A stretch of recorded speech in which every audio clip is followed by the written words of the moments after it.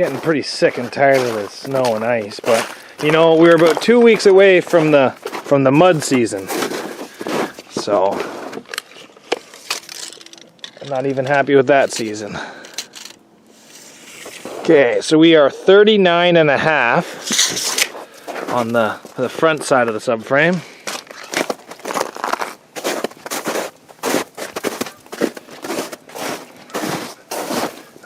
Where's the other hole? That's what she said. Where's the other hole? Alright. Oh, don't want to lose that measuring tape. Alright. So this subframe here would be great for like a small show, but like a big show like Mini Meltdown, I don't really want to run it. 39.5, and this one here is 39. So I can remember that. So let's go inside and measure the one that we have inside. I'm going to say that's a 38. And that should be 39.5, and this one here should be 39. We're at 38. So we got to go out about an inch, and I think that's the problem right there. So I'm going to write some numbers on this, and this has got to go to work with us.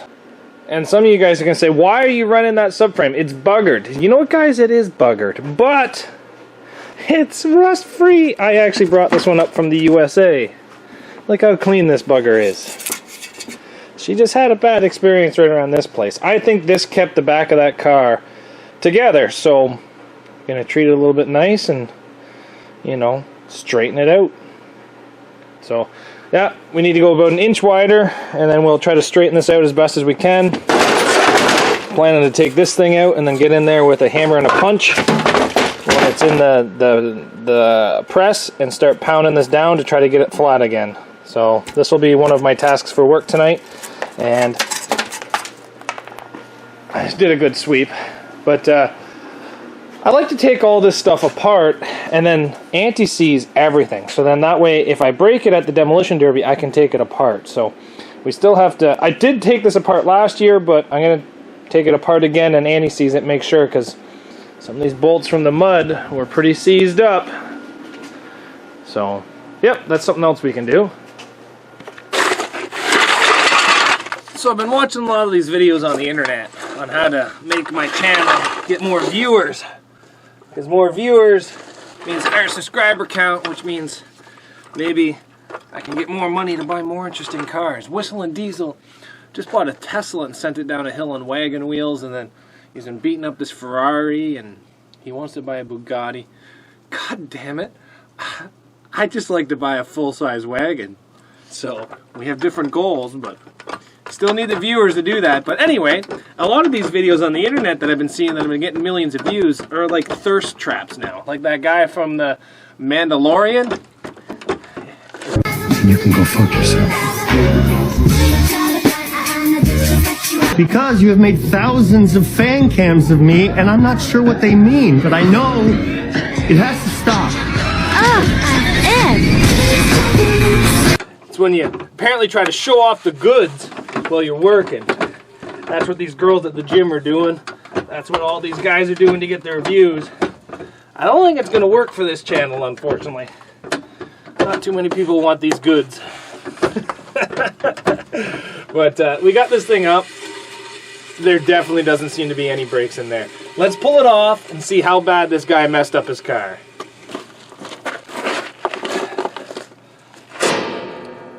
Not too sure how these thirst traps work, but I think it goes like something like, "Hey, sexy lady, I like your style."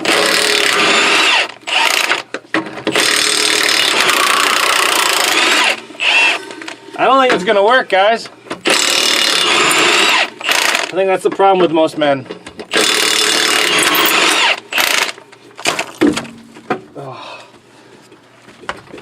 Oh, you're stuck on there.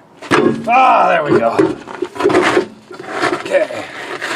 You guys ready for the surprise and how bad these brakes are? Let's pick up some of these lug nuts. Alright, you ready? I've been trying not to touch the brake pedal. Oh, there's nothing in there! And it's full of brake fluid! Oh, God! Yep, seals are all blown out of her, boys and girls.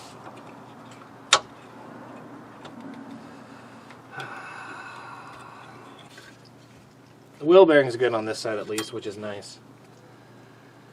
Oh well. Alright, let's start putting this bugger back together. So my thirst trap was put to a quick halt because this thing's missing a lot of pieces. It's missing the piece that goes across the top. It's missing about 3 different springs. As you can see, like, we're missing quite a bit of pieces here. This is all the pieces for both sides, and we're missing quite a bit of them. So yeah, what I'm thinking about doing is just putting a brake line, vice grip on this brake line, and then getting rid of it, because yeah, get this thing out of here. Oh well. Alright, well, thirst trap over. Put this shit back together. Put this shit back together. We tried. We failed. Yeah, not much more we can do to that. Alright, let's get some vice grips today, and we'll put some vice grips onto those. So we got this one apart. This is one of the ones we took down last year. You can see the mud still in it. So this was ran at Mini Meltdown, and then my buddy ran it in Shelburne. But what we're going to do is we're going to just put it in the drill. We're going to wire wheel it with the grinder, put anti-seize in, put it all back together. A lot of you guys say, well, why do you do this? My thing is, if I'm at the demolition derby and this thing breaks, this trailing arm breaks, I want to be able to replace it. And by doing this little bit of prep beforehand, I can replace it. Now, if this was just a backyard, $500 to win show, usually they're one and dones, no heats. But if I'm at a show like Mini Meltdown and this breaks, I want my car as best as it can be to go in the future. So we're just going to clean off all the rust, and we're going to put some silver grade anti-seize on this, and then slide it all back together, and then we'll show you guys what she looks like.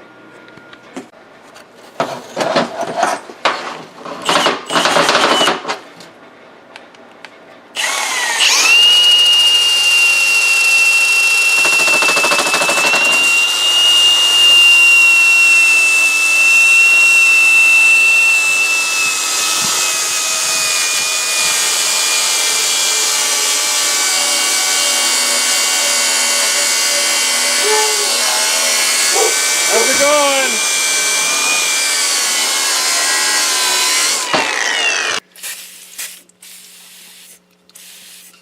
Well, that one doesn't want to come out, but we're just going to let it sit there and soak. We might have to put some heat to it and then maybe put a new bushing into it. But I do want these all removable, just for the fact of the matter is oh, I just want this to work. I just want everything to go together easily. I just want everything to be fantastic. I just want it to look like this, so I can look like the Tin Man. So we got one half done. Let's just make some spaces. More spaces for activities. And we're going to throw the other one up here. And maybe take it apart too. Okay, so things got a bit smoky there, and I just kind of cut it and pounded it out. This one here is no good as well. So what I think we're going to do is we're going to go see if I can buy some new rubber bushings for this thing, and then try to replace them. I think I'm going to have to cut that one off too, unfortunately. But this is what I got to do. You know, guys, if you want the car to come apart easily, you have to take the time and prep to get this thing done.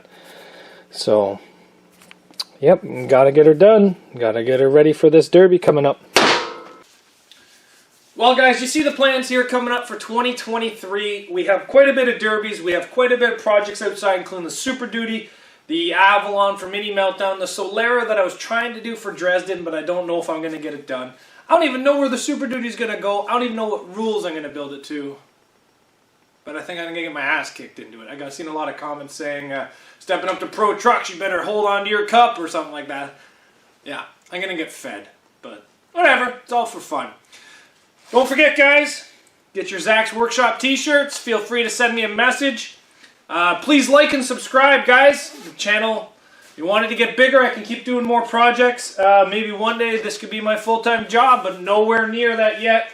Tacoma's probably going to be done for a bit, and we're going to be starting to build that car for Mini Meltdown coming up. So stay tuned, everybody, and we'll see you back here tomorrow, next week, on Zacks Workshop.